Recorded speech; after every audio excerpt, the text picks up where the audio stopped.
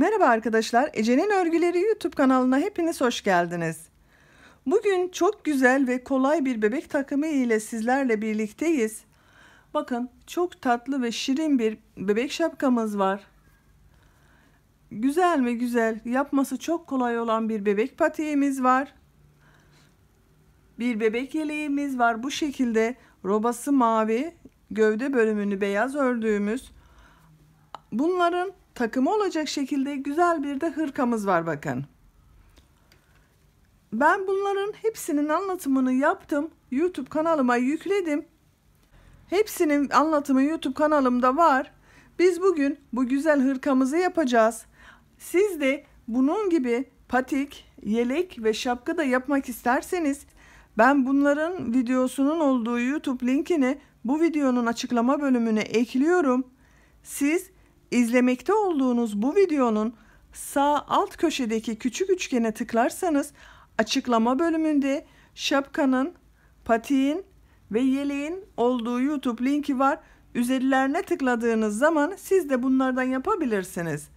Biz bugün bu tatlı ve kolay bebek hırkamızı yapacağız. Bu bebek takımını ben bugün erkek bebek için yapıyorum. Mavi ve beyaz renk kullandım. Ama hem kız hem erkek bebeklerin kullanabileceği bir model. İsterseniz farklı renkler ile yapıp kız bebekleriniz için de yapabilirsiniz. Çok güzel oluyor arkadaşlar. Hırkamızın örgüsüne robadan zincir çekerek başlıyoruz. İlk sırada roba ayrımlarını oluşturuyoruz. Her sırada arttırmalar yaparak roba yüksekliğini elde ediyoruz. Daha sonra beyaz renk ile model yerleştirmesi yapıyoruz. Gövde ve kolları ayrı ayrı örüyoruz. En son olarak da bu ön pat çalışmasını yapıp düğmesini dikip bitiriyoruz. Çok güzel bir hırka arkadaşlar. Bakın, arka görüntüsü de bu şekilde. Ben roba bölümüne bu şekilde 2 adet düğme dikmeyi tercih ettim. Ama siz isterseniz tamamını düğmeli yapabilirsiniz. Ona göre 2 değil de 4 veya 5 adet düğme kullanabilirsiniz. Hırkamızın tersten görüntüsü de çok güzel oldu. Bakın, model çift taraflı kullanılan bir model. Ayrıca çok kolay bir model. Yaptığınız zaman siz de göreceksiniz. Hem kolay hem zevkli bir model. Değişik renklerle siz de yapabilirsiniz bunu. Hırkamın mavi bölümlerinde Alize Baby Best ipini kullandım. Ama siz istediğiniz marka ipleri, istediğiniz renkleri kullanabilirsiniz. Beyaz bölümünde istediğiniz marka ipleri kullanabilirsiniz arkadaşlar. İp miktarı olarak da bu hırkamda 50 gram mavi, 50 gram beyaz ip kullanmam yeterli oldu. Tığ olarak da 3 milimlik tığ kullandım. Siz isterseniz 3,5-4 milimlik tığlarda kullanabilirsiniz. Hırkayı daha büyük ölçüde yapmak istiyorsanız 1 yaşa kadar benimle aynı sayıda başlayabilirsiniz başlangıcı. Sadece roba yüksekliğini fazla yaptığınız zaman örgünüzün ölçüsü büyük olacaktır. Bir de elinizin sıklığına ve ipinizin kalınlığına göre bu sayı değişecektir arkadaşlar. Tığ numaranıza göre de ölçünüz değişecektir. Bunları unutmayarak örgünüze başlarsanız çok iyi olur. Malzemelerimizi de söyledik. Hazırsak hep birlikte bu yapması çok kolay olan bebek hırkamızın örgüsüne geçelim. Kanalıma abone değilseniz abone olmayı unutmayın lütfen. Hepinize kolay gelsin. İyi seyirler. Örgüme yumağın içerisinden ipin ucunu çıkararak başlıyorum. Şu şekilde ilk ilmeği oluşturuyorum. Size nasıl kolay geliyorsa o şekilde ilk ilmeği oluşturabilirsiniz. Ve roba başlangıcı için zincirlerimi çekmeye başlıyorum.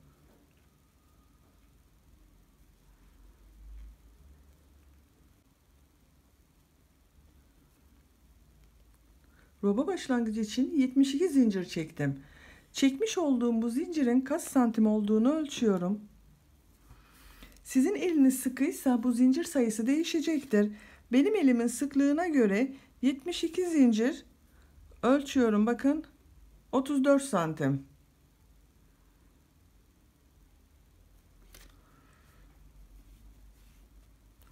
...34 santimlik bir zincir uzunluğumuz var.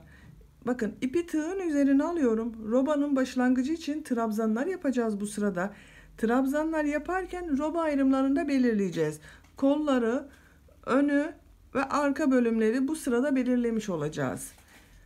1, 2, 3 ilmek atlıyorum. 4. ilmek içerisine trabzan yapıyorum. İkili trabzan yaptım. Takip eden ilmek içerisine de ikili trabzan yapıyorum. Bir defa ipi bakın tığın üzerine alıyorum. İlmeğe tığ takıyorum. Bir de iki defa da çıkarıyorum. İkili trabzan yapıyoruz. Şu anda ön bölümün trabzanlarını yapıyoruz. Ön bölüm için bize 10 trabzan gerekiyor. Bakın bu 3 ilmek atlayarak döndüğümüzde bir trabzan olacak. 1, 2, 3, 4. Dördüncü trabzanı yaptım. 5, 6, 7, 8, 9, 10. Sayıyorum bakın. 2, 4, 6, 8, 10 trabzan var.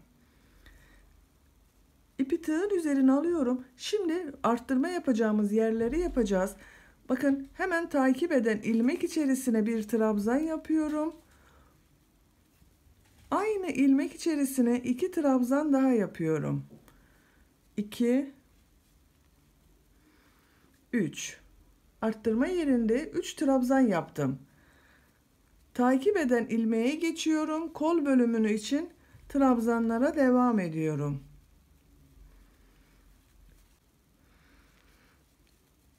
3, 4, 5, 6,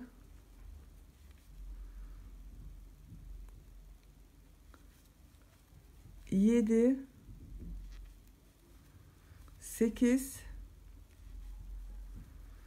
9, 10,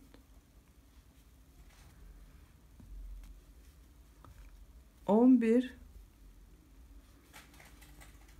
12, 13. 2, 4, 6, 8, 10, 12, 13 trabzan kol bölümü için yaptık. Şimdi kol ile arka bölümü ayıracak olan ayrım yerini belirleyeceğiz. Onun için hemen takip eden bakın bu ilk ilmek içerisine 3 trabzan yapıyorum. 1, 2, 3. Arka bölümün trabzanlarına devam ediyorum. Bakın arka bölüm için 19 trabzan yapacağız. 1, 2, 3, 4, 5, 6, 7, 8, 9, 10,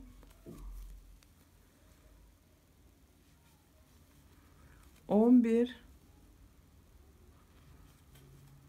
12, 13, 14, 15, 16, 17,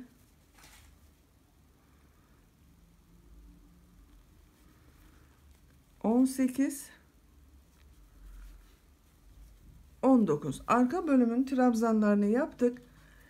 Şimdi arka bölüm ile kol bölümünü ayıran ayrım noktasını yapacağız. Onun için takip eden bu ilk ilmek üzerine 3 trabzan yapıyorum. 1, 2, 3. Kol ile arka bölümü ayıran ayrım yerini belirledik. Kol için buraya 13 trabzan yapmıştık. Buraya da aynı şekilde 13 trabzan yapıyoruz. 1,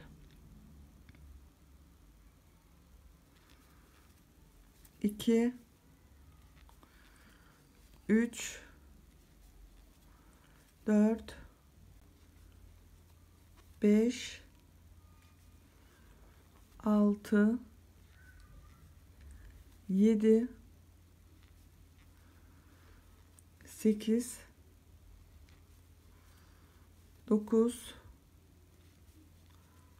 10 11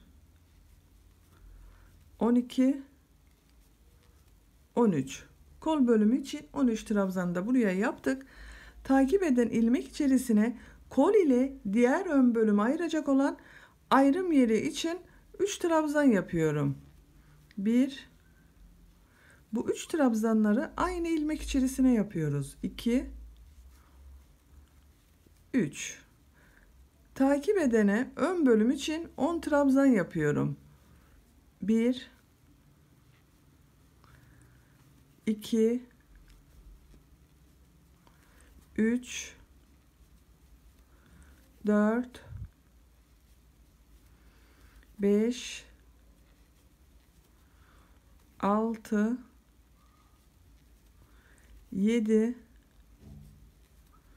8, 9 ve 10. Böylece robanın ilk sırasını tamamlamış olduk. Roba ayrımlarını da belirlemiş olduk. Ön bölümlerde 10'ar trabzan yaptık. Kol bölümlerinde 13'er trabzan yaptık. Arka bölümde 19 trabzan yaptık.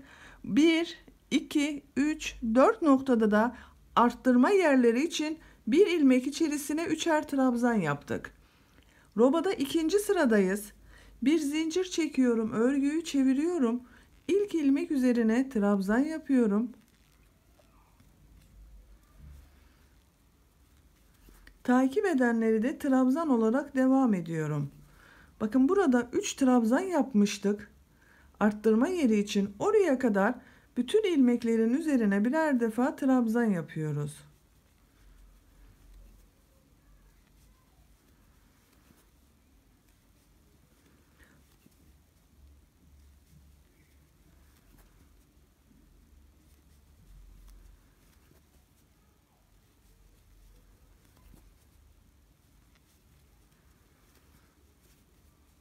Bakın 3 trabzanın olduğu yere geldim. Bu ilk trabzan üzerine bir trabzan yapıyorum. Buraya kadar trabzanlarımızı sayalım. 2, 4, 6, 8, 10, 11 trabzan oldu. Bu ortada bulunan bakın 3 trabzanın ortasında bulunan trabzan üzerine 3 trabzan yapıyorum. 1, 2, 3. Arttırmaları bu ortada bulunan ikinci trabzanların üzerine 3'er trabzan yaparak devam ettireceğiz. 3 trabzanı yaptım. Kol bölümünün trabzanlarına devam ediyorum. Her ilmeğe birer defa trabzan yapıyoruz.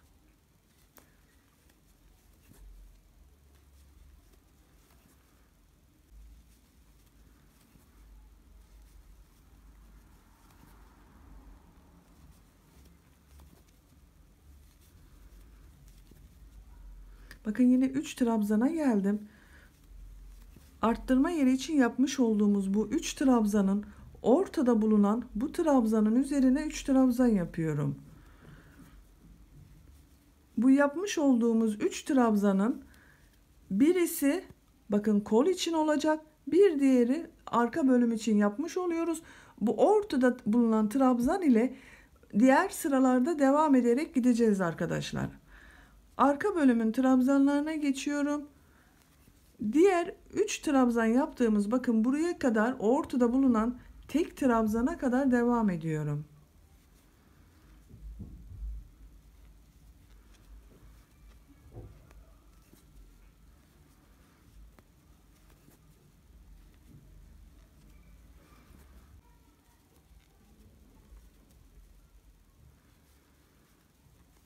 Arttırma yerinde bulunan bakın bu 3 trabzanın ortada bulunan trabzanına geldik. Bunun üzerine 3 trabzan yapıyorum. Aynı ilmek içerisine 3 defa trabzan yapıyoruz. Ve kolda bulunan trabzanlara devam ediyorum. Bakın buralarda arttırma yapıyoruz. Buraya kadar 3 trabzan yaptığımız yerin ortadaki trabzana kadar devam edelim.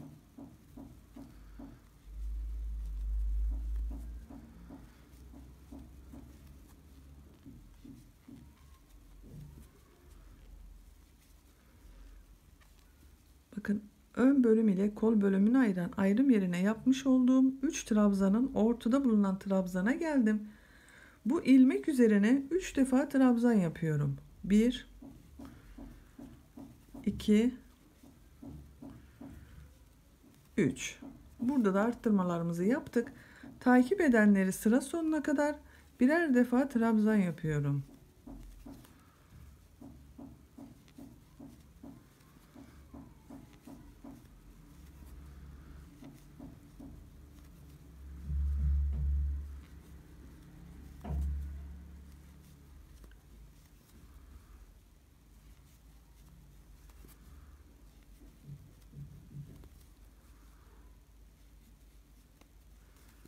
Bakın son trabzanı yaptım. En sonda 3 zinciri dönüş yapmıştık. Bakın 3 ilmeği atlayarak bu son ilmeğin üzerine tığ takıyorum. Sıra sonunda bulunan trabzanı elde ediyorum.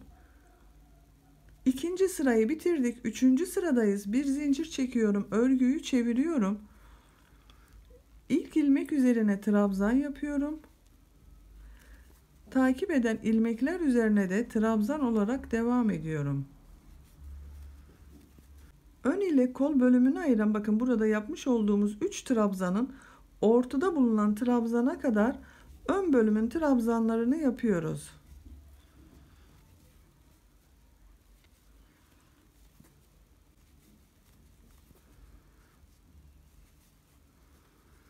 Üç trabzanın ortada bulunan trabzana geldim. Bakın bu trabzana tekrar 3 trabzan yapıyoruz. Ortada bulunan trabzanın üzerine. Bu ortadaki trabzan dediğim gibi roba bitesiye kadar devam edecek.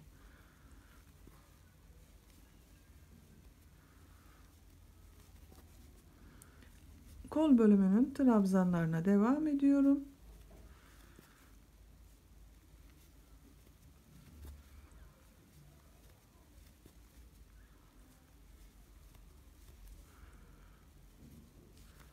Burada bulunan kol bölümüne geldiğimiz zaman bakın burada yapmış olduğumuz bu 3 trabzanın ortasında bulunan trabzan üzerine 3 trabzan yapalım. Diğer trabzanları birer defa takip edelim. Diğer arttırma yerinde de aynı şekilde bakın burada bulunan 3 trabzanın ortada bulunan trabzanla 3 trabzan yapıyoruz. Bu şekilde arttırmalarımızı yaparak sıra sonuna kadar devam edelim. Robanın 3. sırasında arttırma yerlerinden arttırmalar yaparak bakın sıra sonuna geldim. Arttırmaları bir alt sırada yapmış olduğumuz bu 3 trabzanın ortasında bulunan trabzanların üzerine bu sırada 3'er trabzan yaparak yapmış olduk arkadaşlar. Robamızın örgüsü artık bu şekilde devam edecek. Bakın şekli de böyle oldu. Roba şekillenmeye başladı. Katlayalım bir de. Bakın bu şekilde.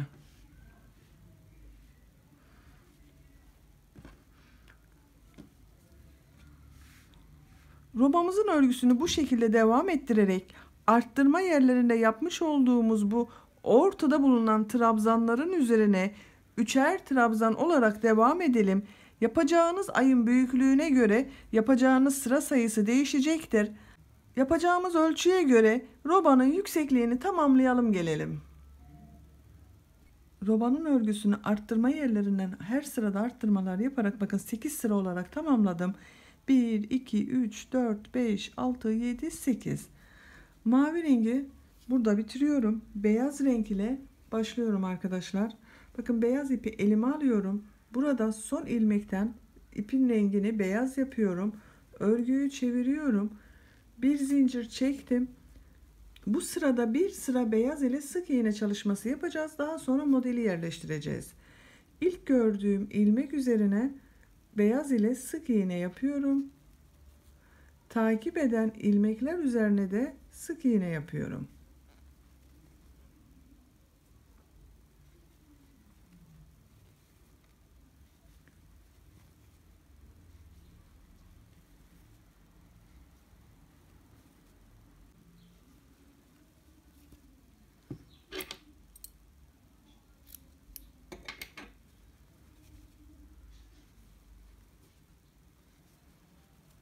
Bakın ayrım yerine geldim. Ön ile kol bölümünü ayıran bu 3 trabzanın ortada arttırma yaptığımız bu ilmeğe sık iğne yapıyorum. Aynı ilmek içerisine 2 sık iğne daha yapıyorum. Toplam 3 defa sık iğne yapıyoruz.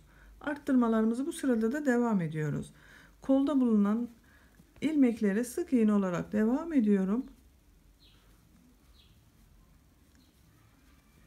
Bu şekilde devam edelim. Bakın buralarda bulunan bu arttırma yaptığımız ortadaki trabzanların tepe noktasına 3'er defa sık iğne yapalım. Sıra sonuna kadar devam edelim. Bu sırayı sık iğne çalışması yaparak bakın sıra sonuna kadar geldim.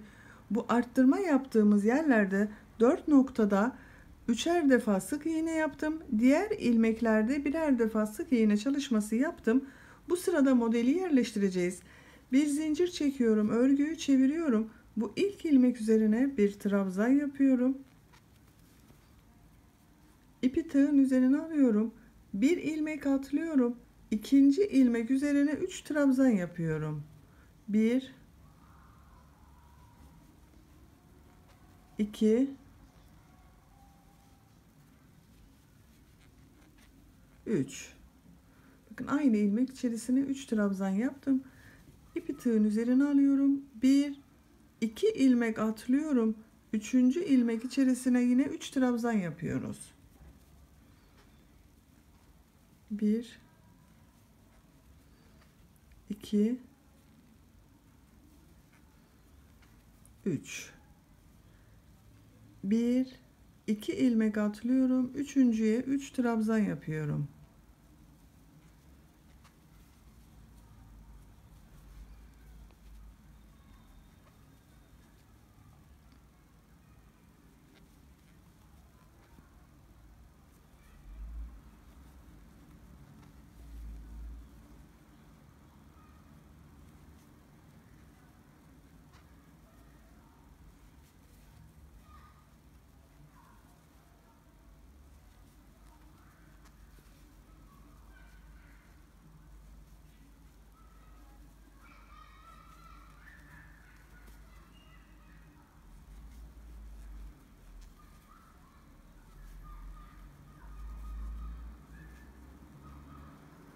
Bakın arttırma yaptığımız yere geldim. Buraya kadar 2, 4, 6 model yerleştirmesi yaptık.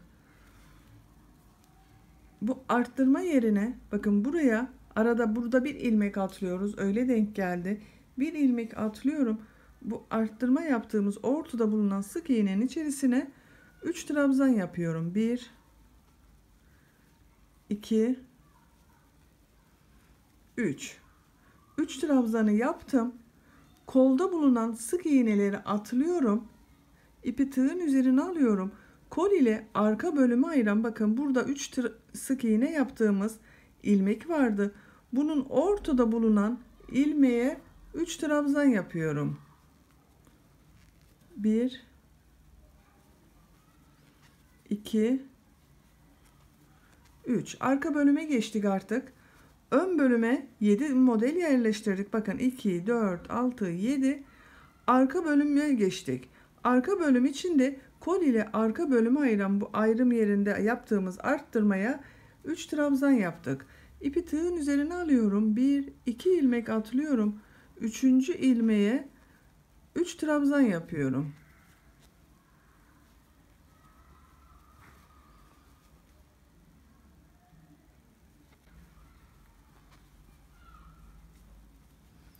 Modellerimizi bu şekilde aralarda 2 ilmek atlayıp 3. ilmeklere 3 trabzan olarak devam edelim.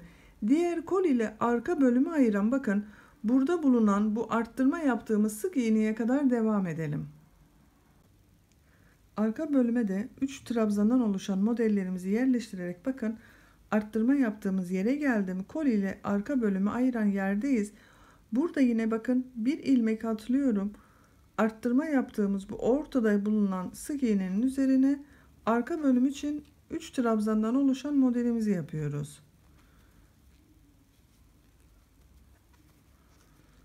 Yerleştirdiğimiz modelleri sayıyorum arka bölüme. 2, 4, 6, 8, 10, 12, 14. Ön bölüme 7 model yerleştirmiştik. Arka bölüme de 14 model yerleştirdik. İpi tığın üzerine alıyorum. Bakın kolda bulunan bütün sık iğneleri atlıyorum. Kol ile ön bölümü ayıran bu arttırma yaptığımız üst sık iğnenin ortada bulunan sık iğnenin üzerine 3 trabzan yapıyorum. 1 2 3. Burada bir ilmek atlamıştık. Bakın arttırma yerinden önceki modelle bunun arasında. Burada da eşit denk gelmesi için bir ilmek atlıyorum. İkinci ilmeğe 3 trabzandan oluşan modelimizi yapıyoruz.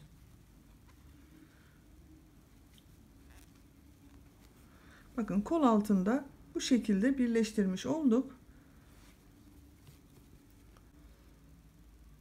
2 ilmek atlıyorum. Üçüncü ilmeğe 3 trabzan yapıyorum diğer model için. Ön bölüme de 3 trabzandan oluşan modellerimizi yerleştirelim. 1 2 atlıyorum.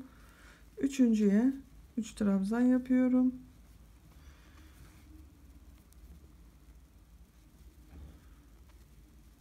Bir, iki.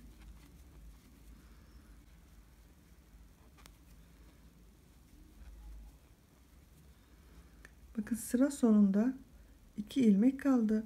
Bu son ilmeğe bir trabzan yapıyorum. Bir zincir çekiyorum. Örgüyü çeviriyorum. İlk ilmek üzerine trabzan yapıyorum. İkinci sıradayız bakın model yerleştirmede arkadaşlar. Modellerimize bu 3 trabzan yapmıştık. Bakın bunun ortada bulunan bu ikinci trabzanın üzerine 3 trabzan yapıyorum. 1 2 3.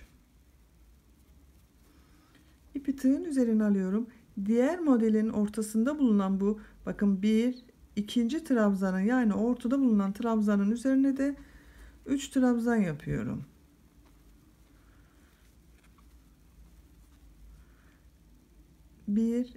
Diğer modelin ikinci trabzanının üzerine 3 trabzan yapıyorum. Modellerimizi bu şekilde yerleştiriyoruz. Bir alt sırada yapmış olduğumuz 3 trabzanın ortasında bulunan trabzanın üzerine 3'er trabzan yapıyoruz.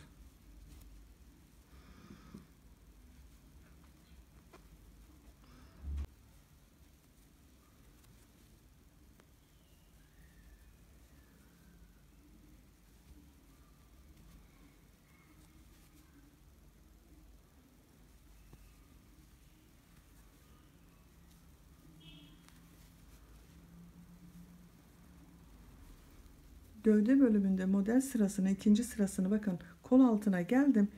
Kol altında biraz daha rahat olsun diye bakın buraya bir model arttırması yapıyorum. Kol altında bulunan bu ilmeğe iki model ortasında bulunan ilmeğe 3 trabzan yapıyorum. 1 2 3. Bakın burada bir arttırma modeli yapmış olduk ve devam ediyorum. Gördüğüm modellerin ortasında bulunan trabzanların üzerine üçer defa trabzan yapıyorum. Her ilmeğe değil, sadece bu 3 trabzanın ortada bulunan bu trabzanın üzerine 3 trabzan yapıyoruz.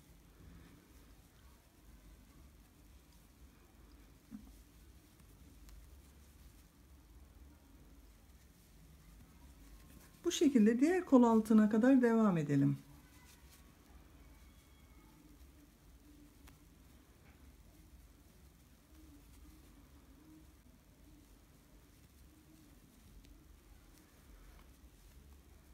Arka bölümde modelleri bakın sırayı tamamladım. Kol altına geldim. Kol altında tekrar bu iki model ortasında bulunan bakın bu ilmekten 3 trabzan yaparak bir model elde ediyorum. 1 2 3 ve takip eden modelin ortasına 3 trabzandan oluşan modelimizi yerleştiriyorum.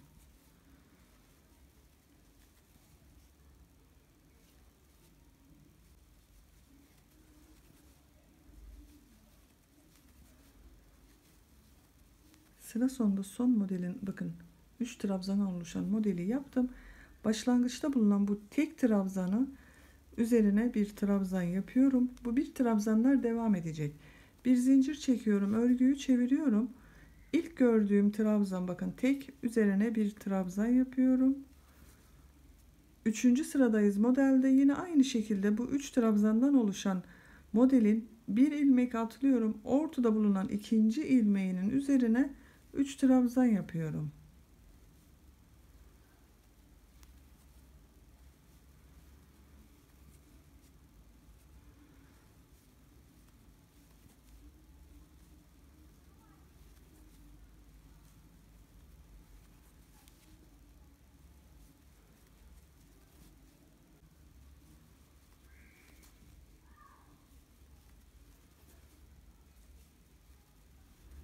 Bakın kol altına geldim. Kol altında fazladan yapmış olduğumuz bu bir modelin de ortasına aynı şekilde modelimiz olarak devam ediyoruz.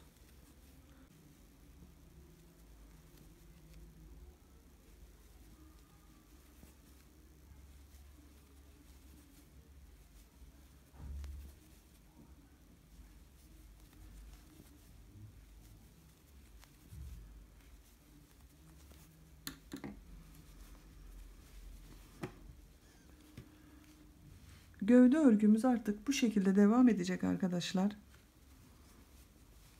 Şöyle çevirelim. Yapacağınız ölçüye göre yüksekliğini tamamlayalım gelelim. Hırkanın gövde yüksekliğini 11 sıra olarak tamamladım. Sayıyorum, bakın 1, 2, 3, 4, 5, 6, 7, 8, 9, 10. 11 sıra model yaptım. Kaç santim yaptığımızda ölçelim. Bakın şu şekilde 12 santim. 12 santim sonunda beyaz burada bekletiyorum. Mavi renge geçiyoruz. Mavi renk ile devam edeceğiz. Robada kesmiş olduğum mavi ipi burada bağlantı yapıyorum.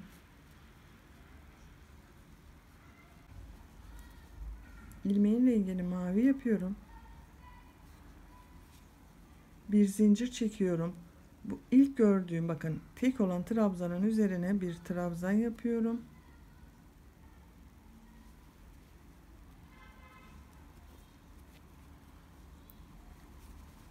Modellerimizi bu sırada aynı şekilde devam edeceğiz ama mavi renk ile devam edeceğiz. Bu ilk modelin ortasında bulunan bu ikinci trabzanın üzerine mavi renk ile 3 trabzan yapıyorum.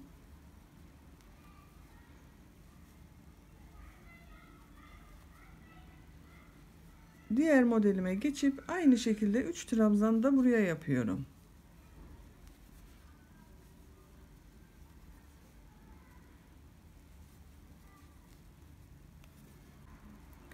Bu şekilde mavi renk ile sıra sonuna kadar modellerimizi yapalım. Sıra sonundan geriye dönelim. İkinci sıra maviyi de aynı şekilde modellerimize devam edelim. Buraya kadar gelelim.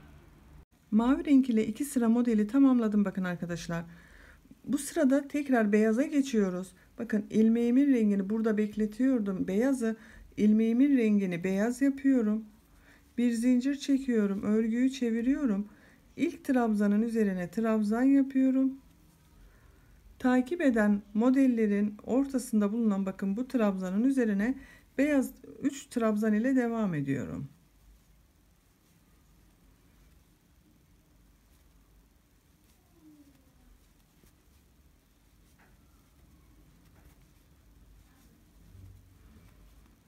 Bu şekilde sıra sonuna kadar beyaz ile devam edelim. Beyaz renk ile de bir sıra, bakın modellerimizi yaptım. Beyaz ipimizi artık burada kesiyorum. Bakın bir zincir çektim. Sağlamlaştırdım. İpi burada kestim. Mavi rengimizi bakın burada bırakmıştık beyaza başladığımız yerde. Buradan mavi renk ile bu ilk yapmış ol, bakın beyaz ile yapılmış olan bir trabzan var. Bunun tepe noktasına tığ takıyorum. Mavi ipi alıp burada bir ilmek oluşturuyorum. Bir zincir çektim, sağlamlaştırdım. İpi tığın üzerine alıyorum. Bu ilk ilmek üzerine trabzan yapıyorum.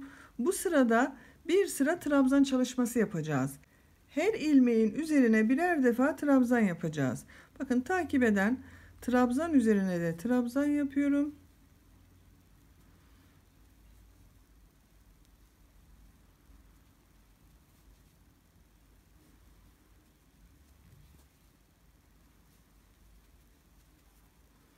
Bu şekilde arkadaşlar. Sıra sonuna kadar bir sıra trabzan çalışması yapalım. Bir sıra trabzan çalışması yaparak bakın sıranın sonuna geldim. Hırkamızın görüntüsünü bir görelim. Gövde örgüsünü ben burada bitiriyorum. Siz daha uzun yapmak isterseniz bu model sırasını bir sıra fazladan beyazda yapabilirdiniz arkadaşlar. Benim için yeterli bir yükseklik olduğu için bir sıra beyaz yaptım. Beyazdan sonra bir sıra trabzan çalışması yaptım. Şimdi ön pat çalışmasını yapacağız. Bu ön pat çalışmasını yaparken bu roba bölümünde düğme için düğme delikleri de oluşturacağız. Mavi renk ile yapıyorum. Bu ilk ilmek üzerine bir sık iğne yapıyorum. Bakın boşluğa, trabzan boşluğuna sık iğne yaptım. İlmeğe sık iğne yaptım. Bir sıra sık iğne çalışması yapıyoruz. Bakın yakanın bu uca kadar bir sıra sık iğne yapalım. Ön bölümde bakın bu şekilde bir sıra sık iğne yaptım.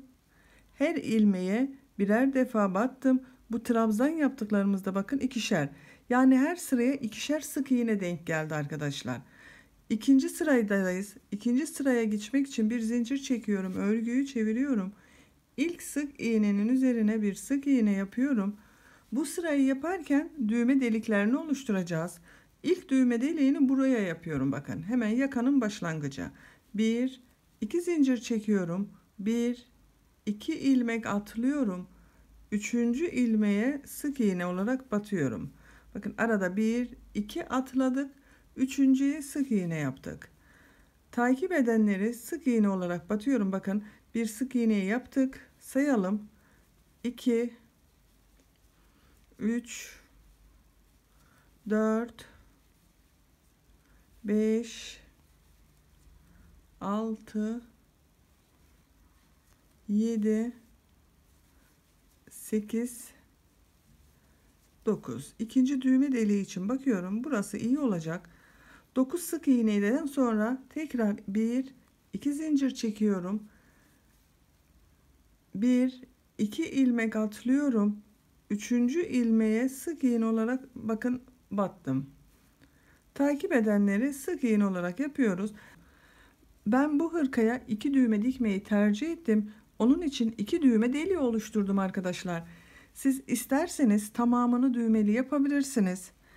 Bu arada bulunan mesafenin eşit olmasına dikkat ederek takip edenlere de düğme deliği oluşturabilirsiniz.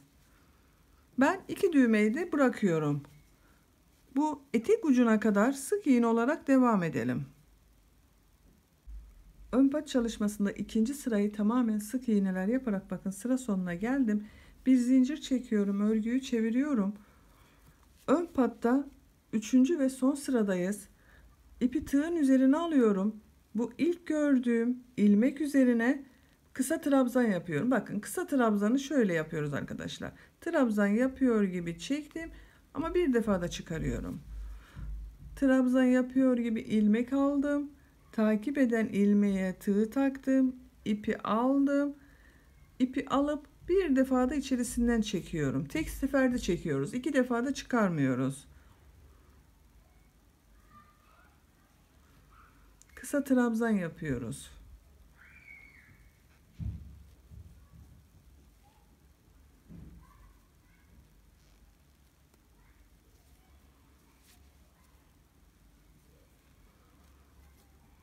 Bu şekilde bakın. İlk düğme deliğini bakın buraya yapmıştık roba başlangıcında. Buraya kadar bu kısa trabzanlara devam edelim. Ön pat çalışmasının 3. sırasında kısa trabzanlar yaparak bakın bu ilk düğme deliğinin olduğu yere geldim. Bu düğme deliğini yaparken 2 zincir çekmiştik. Bu 2 zincirin üzerine 2 kısa trabzan yapıyorum. 1 2. Takip eden sık iğnelerin üzerine kısa trabzanlar olarak devam ediyorum.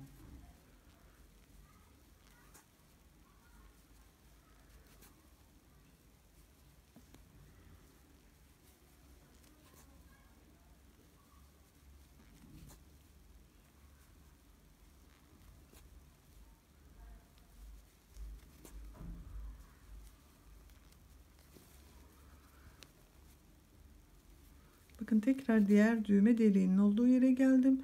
Bu 2 zincirlik boşluğa 2 kısa trabzan yapıyorum. Son ilmeğe de bir kısa trabzan yapıyorum. Bu ön pat çalışmasını böylece bitirmiş olduk bakın. Düzgün bir çalışma yaptık. Şimdi diğer ön patta da aynı şekilde 2 sıra sık iğne yapacağız. Üzerinden bir sıra kısa trabzanlar yapacağız. Diğer tarafta düğme deliği açmayacağız. Düğmeyi diğer ön pata dikeceğiz arkadaşlar. Oraya gitmek için bakın buradan boynun çevresinden bir sıra sık iğne yapıyorum. Bu bir zincir çekiyorum. İlk ilmek üzerine sık iğne yapıyorum. Takip eden ilmek üzerine de sık iğne. Gördüğüm her ilmeğe birer defa olmak üzere sık iğne yapıyorum.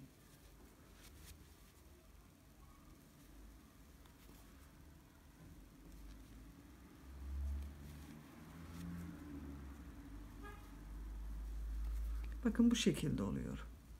Boynun çevresinde sık iğneler yaparak buraya kadar gelelim. Burada 2 sıra sık iğne yapalım. 3. sırada diğer tarafta yapmış olduğumuz gibi bir sıra kısa trabzanlar yaparak etek ucuna kadar gelelim. Diğer ön pat çalışmasını da ben tamamladım. Bakın boynun çevresinde bir sıra sık iğne yaptım. Buraya geldim. 2 sıra sık iğne, bir sırada kısa trabzanlar yaparak etek ucuna geldim. Etek ucunda bu kısa trabzanlara devam ediyoruz. Bakın bu son yapmış olduğum kısa trabzanın olduğu ilmeğe bir kısa trabzan daha yapıyorum. Burada yuvarlak bir dönüş elde etmeye çalışıyoruz. Bir kısa trabzan daha yaptım. Takip eden ilmek üzerine kısa trabzan yapıyorum. Burada etek ucunda gördüğüm her ilmeğe birer defa bakın kısa trabzan yapıyorum.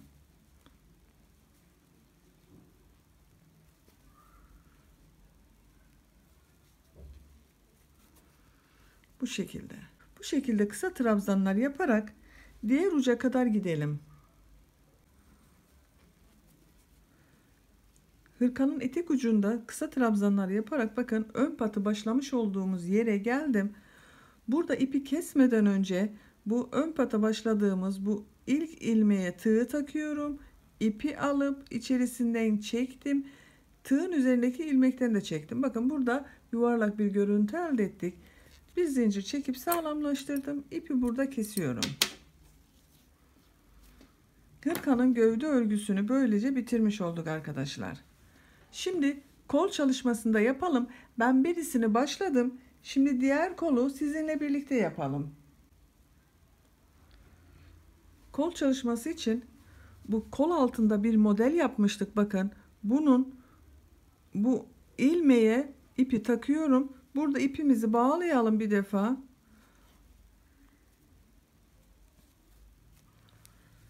Örgünün gelişine bakıyorum. Bakın şimdi buradan gideceğiz. Bir sıra sık iğne yaptığımız zaman bakın düz gelmişiz. Şimdi ters taraftan gideceğiz. Bu ilk ilmeği taktığım yerden bir ilmek oluşturuyorum. İpi tığın üzerine alıyorum. Bakın kol bölümünde bu ön bölümde burada 3 trabzandan oluşan bir model yapmıştık arttırma sık iğnesinde. Kol bölümünde de aynı yere 3 trabzan yapıyorum. Bir model oluşturuyorum.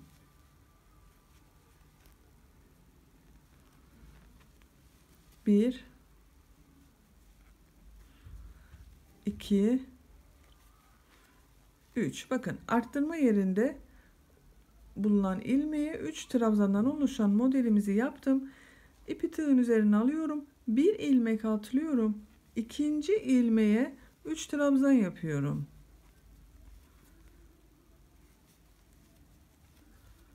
Koldaki ilmek sayısının denk gelmesi için bu model aralarında bazılarında tek ilmek atlayalım, bazılarında 2 ilmek atlayalım arkadaşlar.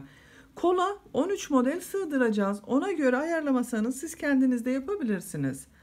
Bakın burada bir ilmek atlamıştım. Bir sonraki modele geçmek için 2 ilmek atlıyorum. Üçüncü ilmeğe 3 trabzan yapıyorum. 1 2, 3. Takip eden, bakın bir ilmeği atlıyorum, ikinci ilmeğe 3 trabzandan oluşan modelimizi yapıyorum.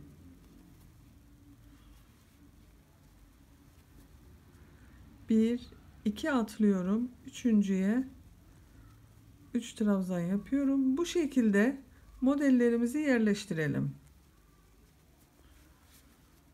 1, 2 atlıyorum, üçüncüye model yerleştiriyorum.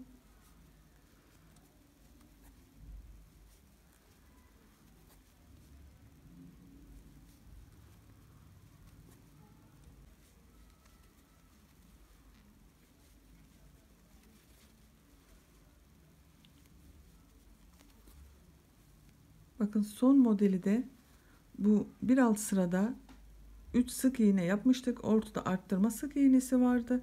Bunun bu ilmeğe arka bölüme de model yerleştirmesi yapmıştık. Aynı ilmek içerisine 3 trabzan yapıyorum. 1, 2, 3. Modellerimizi bir sayalım. Bakın buradan başladık.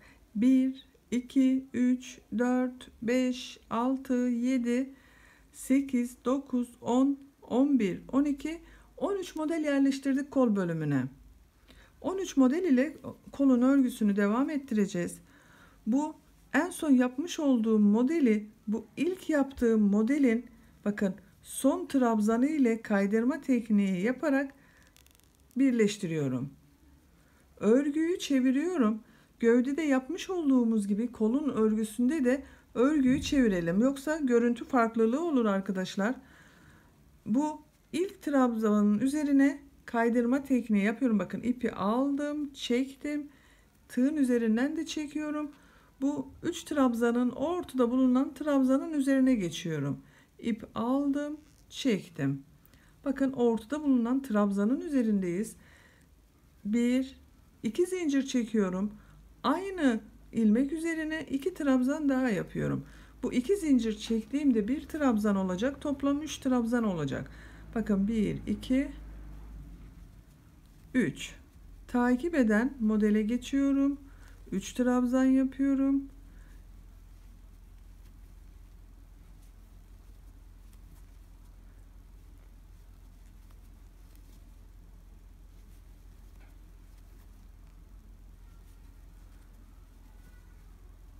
Kol bölümünde de bakın modellerimizi aynı şekilde gövdede yapmış olduğumuz gibi 3 trabzanın ortada bulunan trabzanların üzerine 3'er trabzan yaparak bu kol altına kadar devam edelim.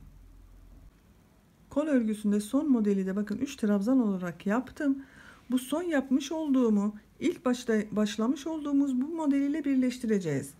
Bakın son yaptığım trabzanı ilmek almadan bu ilk yaptığım trabzan ile bakın sıraya başlarken ilk oluşturduğumuz trabzan ile tığı takıyorum. İlmek alıp içerisinden çekiyorum. Kaydırma tekniği yaparak bakın sırayı kapamış olduk. Bir zincir çekiyorum. Örgüyü çeviriyorum. Şimdi bir üst sırada modele başlamak için bu modelin ortasında bulunan bu trabzanın üzerine geçeceğiz. Onun için kaydırma tekniği yaparak bakın bu şekilde kaydırdım. Bir trabzan atladım. Takip eden trabzan üzerine de kaydırma tekniği yaptım. Bakın ortada bulunan trabzan üzerindeyim. 1, 2 zincir çekiyorum. Bakın bu ilmek üzerine 2 trabzan yapıyorum. Bu 2 zincir trabzandı.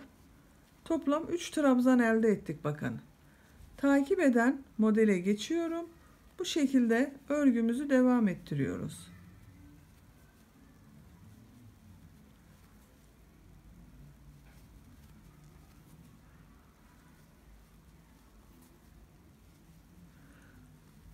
Kolun örgüsü bu şekilde devam edecek arkadaşlar. Bakın 13 model ile kolun yüksekliğini tamamlayacağız. Ben diğer kolu 10 sıra yaptım. Gövdeyi 11 sıra yapmıştım. Kolu gövdeden bir sıra eksik yapıyorum. Siz de yaptığınız ölçüye göre kolu yapmış olduğunuz gövdeden bir sıra eksik yaparsanız çok daha iyi olur. Bu bakın beyazdan sonra uyguladıklarımızı Kol ucunda da uygulayacağız. Daha uzayacak bu kolumuzun ucu. Bu şekilde 13 model ile toplam 10 sıraya tamamlayalım. Zaten 3. sıradayız. 10 sıraya kadar tamamlayalım. Başlamış olduğumuz kolun örgüsünü robadan itibaren 10 sıra olarak tamamladım. Sayıyorum.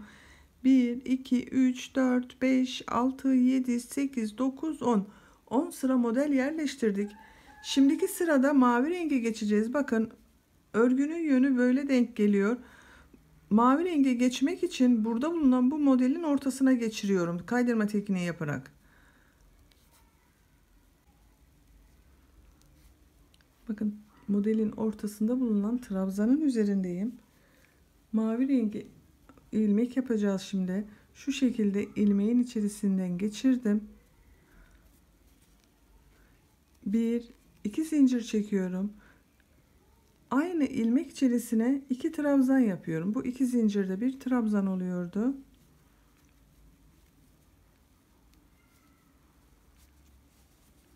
Takip eden modele geçiyorum. 3 trabzan yapıyorum. Beyaz ile yaptığımız modeli mavi renk ile yapıyoruz. Bakın bu şekilde. Sıra sonuna kadar gidelim. Sıra sonunda kaydırma tekniğiyle sırayı kapatalım. Geriye dönelim.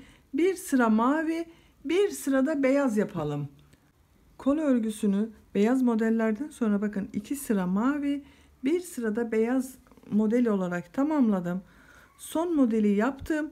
Bunu başlangıçta yapmış olduğum bakın bu ilk model ile birleştiriyorum. Modelleri bitirdik. İpimi mavi yapıyorum burada tekrar. İpi her sırada keselim arkadaşlar. İçeriden götürmesi zor oluyor. Şu şekilde ipimin rengini mavi yapıyorum. Beyazı burada bitiriyoruz. Bir zincir çekiyorum. Kolun ucuna model olarak devam etmeyeceğiz. Bakın ben diğer kolu tamamladım. Bu kol ucunda yapmış olduğum bu bileklik bölümünü yapacağız. Bileklikleri sık iğne olarak yapıyoruz. Sık iğneleri ilk sırada biraz kesmeler yapıyorum. Düz yapalım. Düz olarak gideceğiz bu sırada arkadaşlar. Bakın bir zincir çektim. İlk ilmeği şu ipleri içeriden götürmek istiyorum ben. Temiz örgümüz olsun. Bakın ilk ilmeğin içerisine sık iğne yapıyorum. Takip eden ilmek içerisine de bir sık iğne yaptım. 3 sık iğne yaptım. 3 sık iğneden sonra bir atlayacağım. Bakın bunu atlıyorum. İkinci ilmeğe sık iğne olarak batıyorum. 3 sık iğne yapalım. Dördüncüyü atlayalım. Bu şekilde kesmeler yapacağız. Bakın 1, 2, 3, dördüncüyü atlıyorum. Bakın bunu atlıyorum. Diğer ilmeğe geçiyorum. Bu şekilde sıra sonuna kadar bir sıra sık iğne yapalım.